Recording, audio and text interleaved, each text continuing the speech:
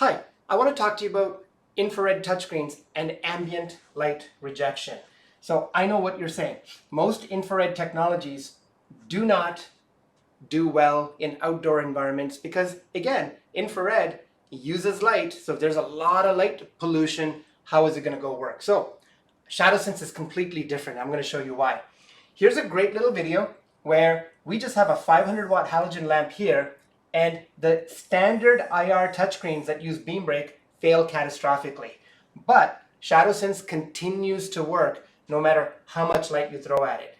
In fact, you could be high noon, Arizona, sunlight, and you will get ShadowSense to work without flaw. So here's an example. Our screen is outdoors.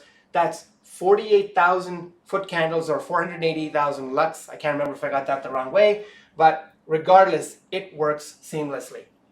How is that possible, you might ask?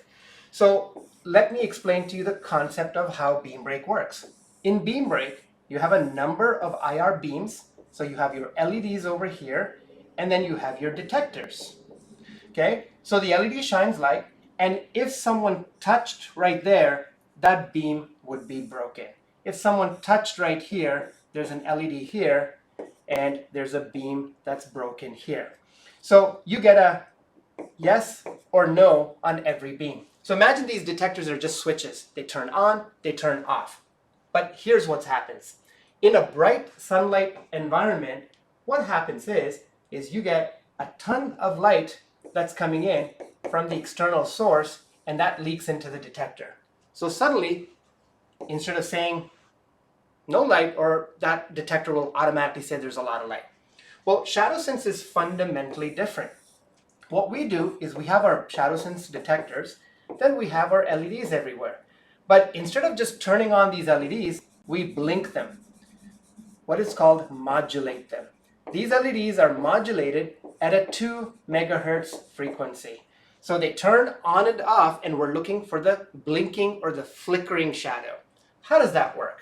Well, imagine that you have this antenna in your car and you're listening to 99.9. How come you cannot pick up 98.1? Because it's called a tuner circuit. And this is part of our major patent portfolio. We actually have a tuner circuit at every detector that's tuning in to the 2 megahertz frequency. That way, room lights, sunlight, all the lights that you generally attribute to noise pollution in a touchscreen environment are completely eliminated. So ShadowSense can work regardless of your ambient light.